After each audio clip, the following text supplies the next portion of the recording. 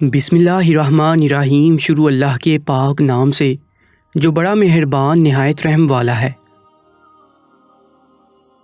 میرا سسر فالج کا مریض تھا اور میرا شوہر ہر رات 12 بجے سسر کو دوائی کھلانے دوسرے کمرے میں چلا جاتا اور پورے 2 گھنٹے بعد واپس آتا۔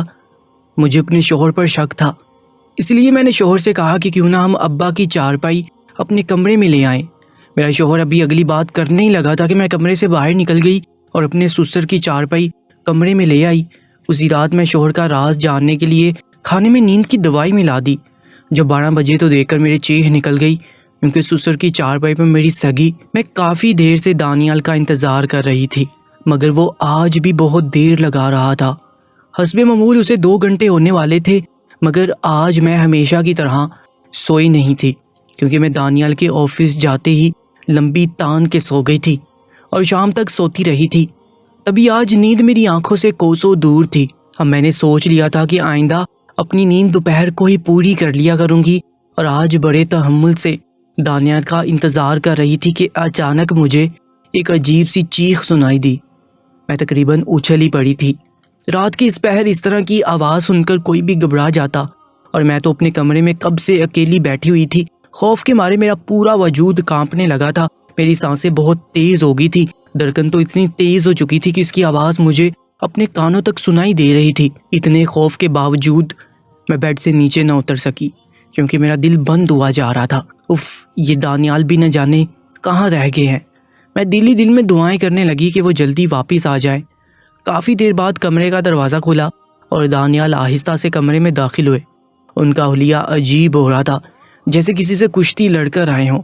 ماتھے پہ پسینہ تھا، قمیض دامن سے پھٹی ہوئی تھی اور ان کے بازو پہ بھی چوٹ کا نشان تھا۔ یہ کیا ہوا دانیال؟ میں دہشت زدہ سی ان کو دیکھ کر بولی۔ مجھے جاگتا دیکھ کر ان کے چہرے کا رنگ فک ہو چکا تھا۔ ایسا لگ رہا تھا کہ وہ سوچ بھی نہیں سکتے تھے کہ میں اس وقت جاگ رہی ہوں گی۔ مجھے اپنی جانی باتا دیکھ کر وہ 2 قدم پیچھے ہٹے تھے۔ ان کی اس حرکت پہ میں سخت حیران تھی۔ تم اب تک جاگ رہی ہو اینی؟ ان کا لہجہ بھی کچھ بدلا ہوا تھا، یہاں تک کہ انہوں نے اپنی نظر کا چشمہ بھی نہیں پہن رکھا تھا، جو وہ کبھی بھی نہیں اتارا کرتے تھے، کیونکہ ان کو اس کے سوا کچھ دکھائی بھی نہ دیتا تھا۔ تو آج وہ کیسے؟ آج جس شخص کے سامنے میں کھڑی تھی وہ مجھے میرا شوہر نہیں لگ رہا تھا۔ اس شخص کو تو شاید میں جانتی بھی نہیں تھی۔ میں بس الجھن بڑی نگاہوں سے ان کو دیکھے جا رہی تھی، جبکہ وہ سر جھٹک کر واش روم میں جا چکے تھے۔ میں بھول ہی چکی تھی کہ میں کچھ دیر پہلے کس طرح خوف سے کانپ رہی تھی، مگر اس وقت مجھے اپنے شوہر کا حلیہ اور رویہ ڈرا رہا تھا۔ یا خدا، یہ سب کیا ہو رہا ہے؟ کیا وہ روز اسی حلیے میں آیا کرتے تھے؟ میں سر پکڑ کر بیٹھ گئی تھی۔ کچھ دیر بعد وہ واش روم سے نکلے تو انہوں نے اپنا لباس تبدیل کر لیا تھا اور ہاتھ منہ دھو کر فریش لگ رہے تھے۔ اب ان کے چہرے پہ مسکراہٹ بھی تھی اور آنکھوں میں وہی نظر کا چشمہ جو وہ کبھی اپنی آنکھوں سے نہیں اتارا کرتے تھے، مگر آج وہ کچھ دیر پہلے اسی چشمے کے بغیر اندر آئے تھے، جبکہ بیڈ روم سے جاتے وقت انہوں نے چشمہ پہن رکھا تھا۔ سوچ کر میں پریشان ہو گئی تھی، جبکہ انہوں نے آتے ہی کہا کہ سر میں شدید درد ہو رہا ہے، پلیز لائٹ آف کر دو۔ میں نے نہ چاہتے ہوئے بھی لائٹ آف کر دی اور بیڈ کے کونے پہ لیٹ گئی۔ آج مجھے ان سے بہت خوف محسوس ہو رہا تھا۔ ایسا آج پہلی بار ہوا تھا کہ میں اس وقت جاگ رہی تھی، اور کچھ دیر پہلے جو کچھ ہوا تھا وہ بہت عجیب تھا۔ میں نے ذہن پہ زور دینے کی کوشش کی کہ آخر وہ آواز کس کی تھی۔ شاید کسی عورت کی چیخ تھی اور دھار تھی، کسی مرد کی، اور وہ کون مرد تھا؟ یہ سوچ کر مجھے اور زیادہ خوف آ جا رہا تھا۔ اوپر سے دانیال کا حلیہ بھی میرے شک کو اور ہوا دے رہا تھا۔ میں اب سو نہیں پا رہی تھی، جبکہ وہ گہری نیند میں جا چکے تھے۔ میں نے سوچ لیا تھا کہ یہ راز جان کر ہی رہوں گی، مگر اس وقت تو خوف کے مارے میں کمرے سے باہر جانے کا سوچ بھی نہیں سکتی تھی۔ جب سے میری شادی ہوئی تھی یہ روز کا معمول تھا۔ وہ 12 بجتے ہی کمرے سے نکل جایا کرتے تھے کہ ان کے والد کو فالج تھا، اور یہ ان کی دوائیاں دینے جایا کرتے تھے، اور پھر تقریباً 2 گھنٹے بعد واپس آیا کرتے تھے، جبکہ میں سو چکی ہوتی تھی۔ کیونکہ میری شادی کو ابھی صرف 1 ہفتہ ہوا تھا، تو میں ان سے کچھ پوچھ بھی نہیں پا رہی تھی کہ آخر وہ اتنی دیر سے کیوں آیا کرتے ہیں۔ شرم اور لحاظ تھا، کبھی کوئی شکوہ نہیں کیا تھا۔ بھلا کون اپنی نئی نویلی دلہن کو اس طرح راتوں کو اکیلا چھوڑ کر جاتا ہے؟ مگر میرے لب سلے ہوئے تھے۔ گھر والوں نے سمجھایا تھا کہ شوہر کو اور اس کے گھر کو سمجھنے میں وقت لگے گا، اور یہ بھی کہا تھا کہ خود کو بدل لینا مگر شوہر کو بدلنے کی کوشش مت کرنا۔ تبھی میں اپنی ماں کی انہی نصیحت کو پلو سے باندھے ہوئی تھی، مگر آج تو میرا دل کر رہا تھا کہ ابھی اور اسی وقت یہاں سے بھاگ جاؤں۔ نہ جانے اس گھر میں کیا ہو رہا تھا، مجھے تو آج تک اپنے سسر کے کمرے میں بھی جانے کی اجازت نہیں دی گئی تھی، کیونکہ وہ اپنے بیٹے کے علاوہ کسی اور کو دیکھتے تھے تو ان کا تنفس مارے گھبراہٹ کے بڑھنے لگتا تھا اور دھڑکن بھی بڑھ جاتی یا سست ہو جایا کرتی تھی۔ تبھی وہ اکیلے ہی وہاں جاتے تھے۔ میرے سسر کو غذا بھی دانیال ہی کھلایا کرتا تھا، لیکن آج مجھے بہت کچھ عجیب سا محسوس ہو رہا تھا۔ میں ان کی بہو تھی، مگر آج تک میں نے ان کو نہیں دیکھا تھا، نہ انہوں نے مجھے دیکھا تھا۔ ان کے کمرے میں تالا لگایا جاتا تھا اور وہ چابی بھی دانیال کے پاس ہی تھی۔ انہی سوچوں میں فجر کی اذانیں بھی شروع ہو گئی تھی۔ آج میں نے فیصلہ کر لیا تھا کہ کسی بھی طرح یہ راز جان کر رہوں گی، اس لیے دانیال کے آفس جاتے ہی میں اپنے سسر کے کمرے تک آیا۔ میں نے لاک کھولنے کی بہت کوشش کی، مگر مجھ سے نہ کھلا۔ مجھے ایسا لگا جیسے کوئی دروازے کے پیچھے کھڑا تھا۔ مجھے ہلکی ہلکی سانسوں کی آواز سنائی دے رہی تھی، اور یہی نہیں، ایک سایہ سا بھی محسوس ہوا تھا۔ میرا دل زور سے دھڑکنے لگا تھا اور میں الٹے قدموں وہاں سے بھاگ گئی۔ اپنے کمرے میں آ کر میں نے دروازہ بند کر دیا۔ خوف اور دہشت سے میری حالت بری ہو رہی تھی۔ ایسا کیسے ہو سکتا تھا؟ کیونکہ سسر جی تو اپنے پلنگ سے ہل بھی نہیں پاتے تھے۔ یہ بات مجھے دانیال نے بتائی تھی، اور میں اپنے ہاتھوں سے ان کے لیے سوپ بنا کر رکھا کرتی تھی اور شام کو دانیال کے کمرے میں جا کر ان کو پلاتے تھے۔ یہ خیال مجھے کسی طور سکون سے رہنے نہیں دے رہا تھا کہ کمرے میں کوئی تھا جو چل پھر سکتا تھا، اور اگر وہ میرے سسر تھے تو وہ کیوں اس طرح کا ناٹک کر رہے تھے؟ اگر وہ چل سکتے تھے تو یہ دھوکہ کس لیے؟ یہ خیالات مجھے اب سکون سے رہنے نہیں دے رہے تھے۔ میں نے آج رات بھی جاگنے کا فیصلہ کر لیا تھا۔ اس وقت گھر پر کوئی نہ تھا، میں اب سونے کے لیے لیٹ گئی تھی۔ رات کو نیند نہیں آئی تھی تو اب آنکھیں بند ہونے لگی تھی۔ کمرے کو اچھے سے لاک کر دیا تھا میں نے، کہیں کوئی میرے کمرے میں نہ آ جائے۔ سوچتے سوچتے میری آنکھ لگ گئی اور پھر شام کے 4 بجے کھلی۔ میں نے گھڑی میں وقت دیکھا جو جھٹکا کھا کر اٹھی اور کچن کی جانب بھاگی۔ جلدی جلدی میں کچھ کباب تل لیے اور چائنیز رائس بھی بنا لیے، جو کہ دانیال کو بہت پسند تھے۔ ویسے بھی جب سے میں اس گھر میں آئی تھی تو مجھے کوئی نظر نہیں آیا تھا جو میرے ناز اٹھاتا۔ تبھی میں نے دوسرے دن سے ہی کچن سنبھال لیا تھا۔ اپنے سسر کے لیے سوپ بناتے وقت میرا دل کٹ جاتا تھا۔ آخر وہ کیوں اس طرح کا ناٹک کر رہے تھے؟ اور دانیال تھا کہ ان کے دام میں نہ جانے کب سے آیا ہوا تھا۔ میرا دل جل رہا تھا مگر میں کچھ کر نہیں پا رہی تھی۔ اتنے میں کار کا ہارن سنائی دیا۔ میں اپنے خیالات سے چونک پڑی۔ وہ اندر آگے تھے۔ میں حیرت سے ان کا چہرہ دیکھے جا رہی تھی۔ وہ اندر کیسے آئے تھے جبکہ میں نے تو گیٹ کھولا ہی نہ تھا؟ اینی، تم نے گیٹ کیوں کھلا چھوڑ دیا تھا؟ مجھے اپنی جانب دیکھتا پا کر دانیال نے استفسار کیا۔ کیا؟ میں نے؟ نہیں تو میں تو بند کر کے آئی تھی، میں نے چمبے سے کہا۔ اب وہ مجھے شک بڑی نگاہوں سے دیکھنے لگے۔ میں نے جانے کیوں گھبرا گئی تھی۔ آپ فریش ہو جائیں، میں کھانا لگاتی ہوں، میں نے گھبرا کر کہا اور کھانا لگانے چلی گئی۔ آخر کیسے میں گیٹ بند کرنا بھول گئی تھی؟ میں سوچنے لگی، کیا واقعی میں نے گیٹ بند نہیں کیا تھا؟ میں نے خود سے سوال کیا۔ نہیں، ایسا تو نہیں ہو سکتا، میں نے تو اپنے ہاتھوں سے گیٹ بند کیا تھا۔ میں بے خیالی میں اپنے ہاتھوں کو دیکھنے لگی تھی۔ اتنے میں دانیال نے آواز لگائی، کہاں رہ گئی اینی؟ ابا کا سوپ لاؤ جلدی۔ میں نے جلدی سے سوپ پیالے میں انڈیلا اور چمچ رکھا اور دانیال کی جانب چلی گئی۔ انہوں نے جلدی سے ٹرے پکڑی اور کمرے میں چلے گئے۔ میں نے اندر جھانکنے کی کوشش کی مگر دروازہ کھلنے سے پہلے دانیال نے مجھے اپنا فون دیا اور بولے، یہ چارجنگ میں لگا دو۔ میں نہ چاہتے ہوئے بھی فون لے کر اپنے کمرے میں چلی آئی۔ کیا انہوں نے مجھے وہاں سے ہٹانے کو فون دیا تھا؟ میں پھر سے خود سے پوچھنے لگی۔ میں اسی اڈھیر بن میں لگی تھی کہ دانیال واپس آ گئے تھے۔ وہ اس وقت بہت جلدی ان کو سوپ پلا کر آ جایا کرتے تھے، بس رات کو دیر تک وہاں رہتے تھے۔ دانیال نے آج کھانا نہیں کھایا اور آتے ہی لیٹ گئے۔ میں کمرے سے نکل آئی تھی۔ اب میں بس رات کا انتظار کر رہی تھی تاکہ سب کچھ اپنی آنکھوں سے دیکھ سکوں۔ جو کچھ بھی تھا اب مجھے باخبر رہنا تھا۔ اور ادھر ادھر کے کاموں میں وہ وقت بھی آ گیا جب دانیال مجھے مسکرا کر کہنے لگے، اینی اب تم آرام کرو، میں ابا کو دوائیں دینے جا رہا ہوں۔ میں نے ان کو لائٹ آف کرنے کا کہا اور سوتی بند کی۔ وہ جیسے ہی باہر نکلے میں نے دیکھا لاؤنج کی لائٹ بھی آف ہوئی تھی۔ اب میں ہمت کر کے باہر نکلی تھی اور دبے پاؤں سسر کی کمرے کی جانب جانے لگی۔ مجھے خوف بھی بہت ہو رہا تھا، اگر میرا خوف بھی مجھے آگے جانے سے نہیں روک پا رہا تھا۔ ایک جنون سر پر سوار تھا کہ آج پتہ لگا کے رہوں گی۔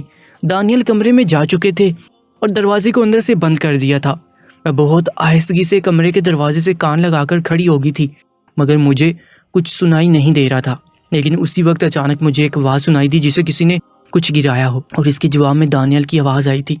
اور جو کچھ میں نے سنا تھا، میرے رونگٹے کھڑے ہو گئے تھے، میرا جسم پتے کی طرح کانپنے لگا تھا۔ خوف اور دہشت سے میری آنکھوں کے سامنے اندھیرا چھانے لگا تھا۔ میں نہ جانے کیسے وہاں سے گھستی ہوئی اپنے کمرے تک آئی تھی۔ میں ٹھیک سے سمجھ نہیں پا رہی تھی کہ یہ آواز واقعی دانیال کی تھی تھر تھر کانپتی ہوئی میں اپنے بستر پہ بیٹھی تھی اور اتنی گرمی میں بھی مجھے بہت ٹھنڈک لگ رہی تھی۔ میں نے کمبل کھینچ کر اپنے اوپر ڈال لیا، جبکہ ابھی اے سی بھی بند تھا اور کمرے میں اچھی خاصی گرمی تھی۔ منہ تک کمبل اوڑے میں مسلسل روئے جا رہی تھی۔ میرے والدین نے مجھے کس جہنم میں جھونک دیا تھا، یہ خیال بار بار آئے جا رہا تھا۔ نیند تو خاک آنی تھی، اب بس ایک ہی خوف تھا کہ دانیال کمرے سے واپس آ جائیں گے۔ مگر آج میری قسمت اچھی تھی کہ وہ ساری رات کمرے میں واپس نہیں آیا تھا۔ مجھے علم تھا وہ آتے ہی کہے گا کہ ابا کی طبیعت ٹھیک نہیں تھی ساری رات، کیونکہ یہی بہانہ وہ ایک بار پہلے بھی کر چکے تھے۔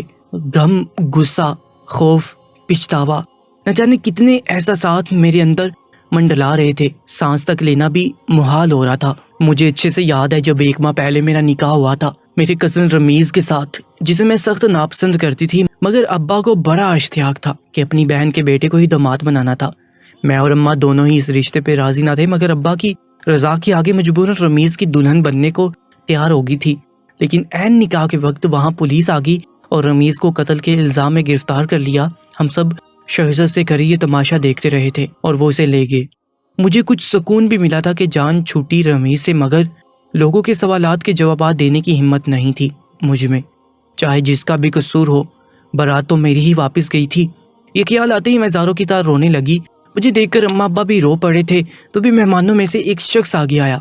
میں نے پہلے کبھی نہیں دیکھا تھا اور اس نے ابا کے کندھے پر ہاتھ رکھ کر کہا کہ چچا آپ پریشان نہ ہو، میں کروں گا آپ کی بیٹی سے نکاح۔ یہ وہ الفاظ تھے جسے سن کر ابا نے حیرت سے اپنا دل تھام لیا تھا اور سارے مہمان حیرت اور اشتیاق سے اسے دیکھے جا رہے تھے۔ اس نے بہت عالیشان لباس زیبتن کر رکھا تھا، اس کا پورا حلیہ بتا رہا تھا کہ وہ کسی بڑے گھرانے کا چشم و چراغ ہے۔ پورے مجمع میں چہمگوئیاں شروع ہو گئیں، لوگ ایک دوسرے کو دھکے دے کر آگے آنے کی کوششوں میں لگ گئے تاکہ وہ اس انجان فرشتے کو دیکھ سکیں جو ایک غریب باپ کی عزت رکھنے کے لیے اس کی بیٹی کو بیانے پر رضامند تھا۔ یہاں تک کہ میری اپنی امی مجھے چھوڑ کر آگے بڑھی تھی کہ اس کو دیکھ سکے۔ ابا پہ تو شادی مرگ طاری ہو چکا تھا، وہ کہنا کچھ چاہتے تھے اور زبان سے کچھ اور نکل رہا تھا۔ غرض کی ہر طرح کی باتیں ہونے لگی، مگر کسی نے اس نیک بندے کو جواب نہ دیا۔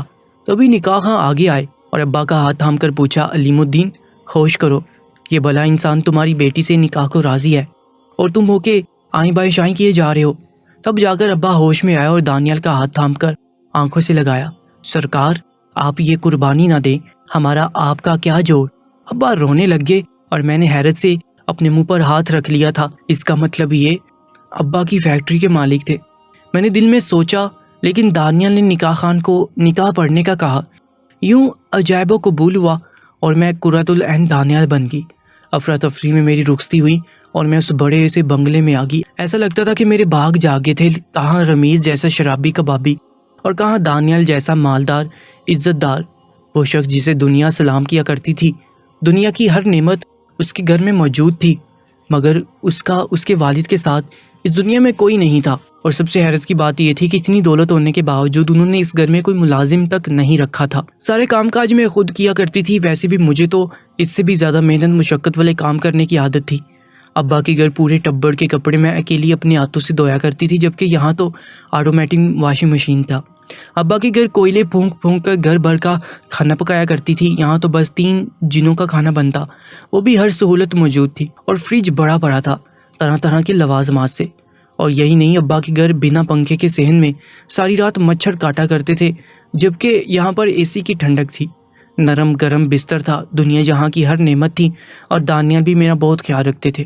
لیکن جب سے میں یہاں آئی تھی ایک بار بھی میکے نہ جا سکی تھی اور نہ ہی ابا اماں سے کوئی بات ہوئی تھی، مگر دانیال ان کی خیر خبر دیا کرتے تھے۔ لیکن آج مجھے ہر بات میں ایک نیا پہلو نظر آ رہا تھا۔ آخر ایسا کیا راز تھا جو یہاں کوئی ملازم تو کیا، کوئی جان پہچان والا بھی نہیں آتا تھا۔ ساری چیزیں دانیال خود ہی لایا کرتے تھے، جبکہ میں نے تو کوئی ڈاکٹر اور نرس تک کو نہ دیکھا تھا جو دانیال کے والد کی دیکھ بھال کر سکتا۔ شاید آج مجھے سب سمجھ میں آ رہا تھا کہ یہاں کیوں کوئی ملازم نہیں تھا۔ اب اس راز سے مجھے ہی پردہ ہٹانا تھا اور صبح کا انتظار کرنے لگی۔ فجر کی اذان کے بعد دانیال انتہائی رازداری کے ساتھ کمرے میں داخل ہوئے۔ کارپیٹ پہ ان کے قدموں کی چاپ تو سنائی نہ دے سکتی تھی، مگر میں محسوس کر سکتی تھی۔ انہوں نے آتے ہی اے سی آن کر دیا تھا، شاید مجھے کمبل اوڑھے دیکھا تھا یا پھر ان کو کمرے میں حبس محسوس ہوا ہوگا۔ میں اپنی جگہ سے ٹس سے مس نہ ہوئی تھی، لیکن تھوڑی دیر بعد دانیال نہا دھو کر تیار ہو گئے تھے ان کے مخصوص پرفیوم کی خوشبو کمرے میں پھیل چکی تھی۔ اب وہ آفس جانے والے تھے، مگر میں نے اب تک خود کو کمبل میں چھپا رکھا تھا۔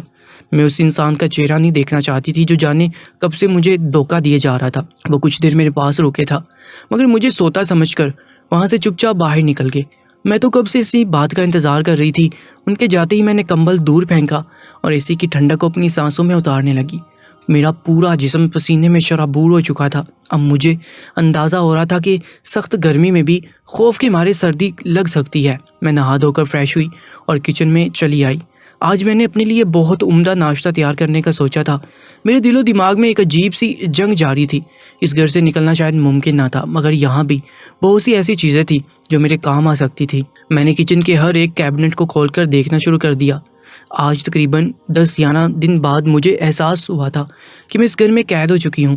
یہاں سے نکلنا مشکل تھا، مگر ناممکن نہیں تھا۔ میں نے پورا گھر چھان مارا اور آخرکار مجھے اپنے کمرے سے کچھ ادویات مل گئی جو شاید کبھی کبھی دانیال استعمال کیا کرتے ہوں گے، جن میں ایک ایسی گولی بھی تھی جو ابا کئی بار اماں کو لا کر دیا کرتے تھے جب ان کے سر میں شدید درد ہوا کرتا تھا۔ وہ کہتے تھے سلمیٰ یہ نیند کی گولیاں ہیں، ڈاکٹر نے کہا کہ جب بھی درد ہو یہ کھا لیا کرو، پھر درد بھی کم ہوگا اور نیند بھی اچھی آئے گی۔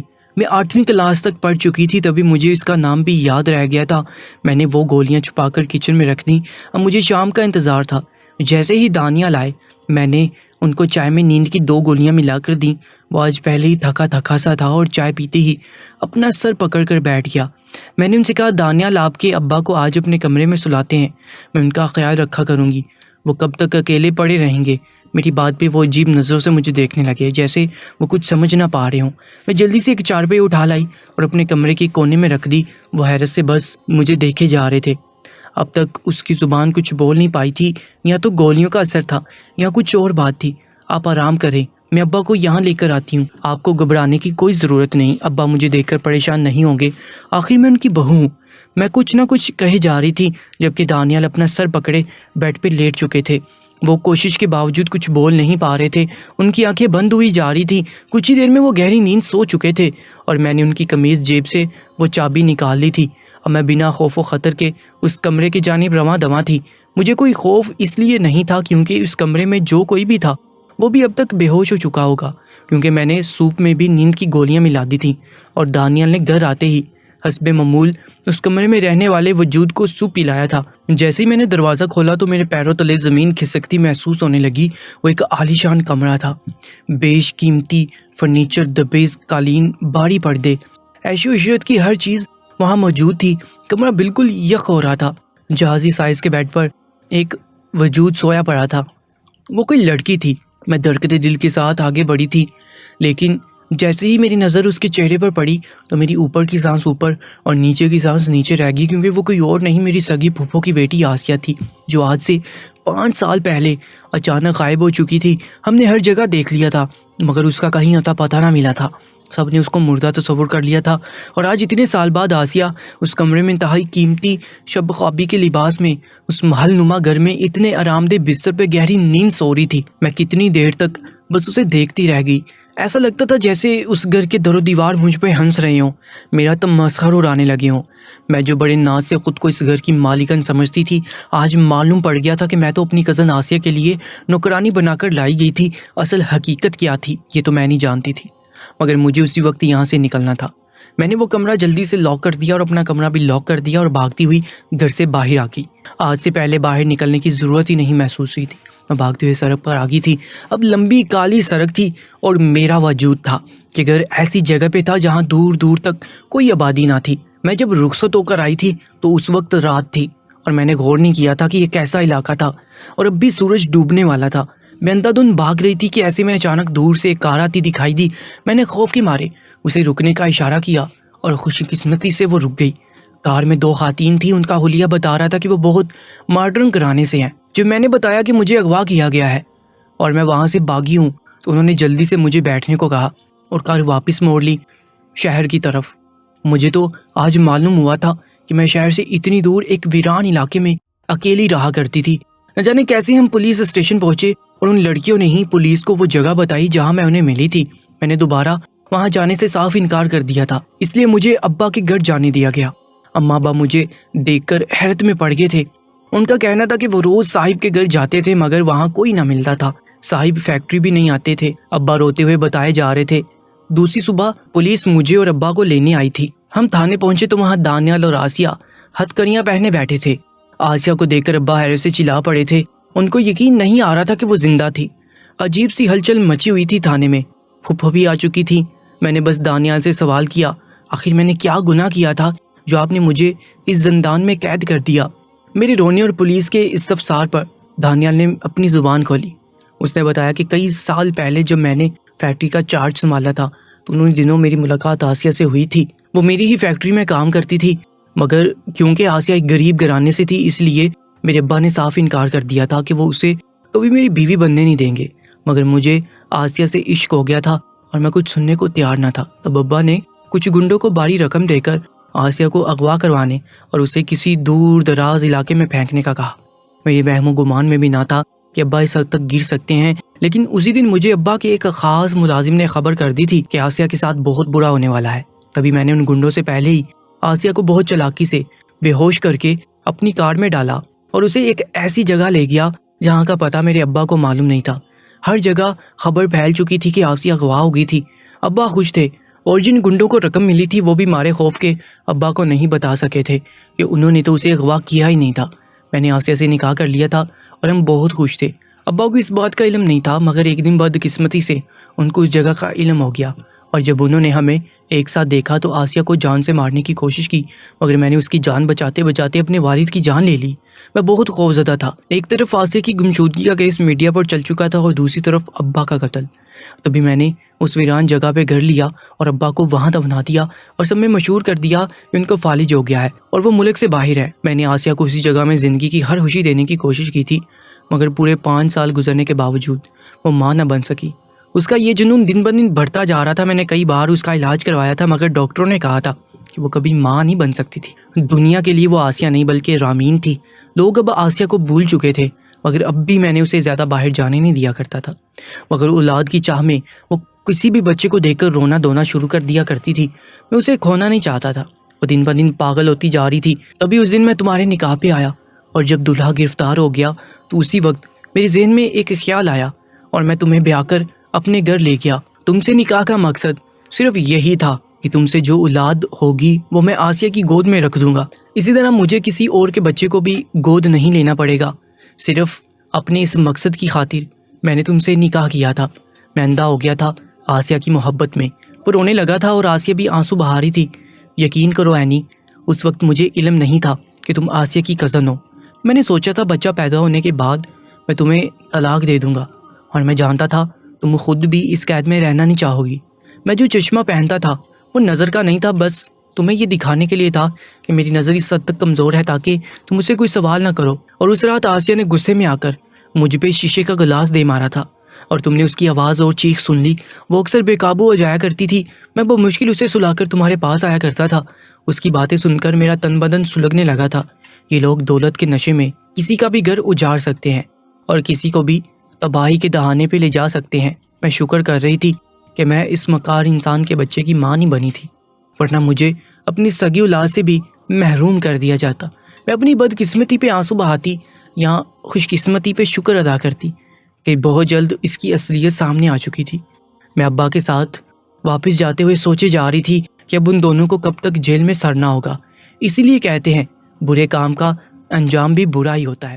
اور ایسی سبق آموز اور سچی کہانیوں کے لیے ہمارے یوٹیوب چینل درباری ٹی وی کو سبسکرائب کر لیجیے گا۔ اپنا بہت زیادہ خیال رکھیں۔ اللہ نگہبان۔